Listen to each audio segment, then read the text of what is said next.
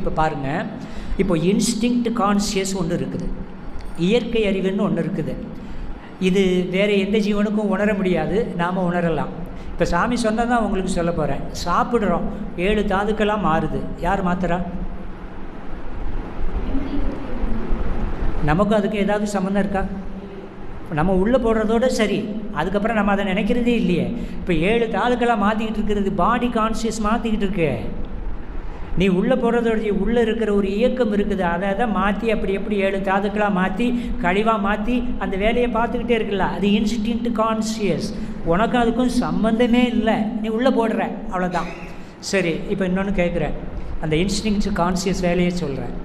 இப்போது தப்பாக நினைக்க வேண்டாம், ரொம்ப கீழே இறங்கி பேசுகிறேன். 1 பாத்ரூம் போனீங்களா? 2 பாத்ரூம் போனீங்களா?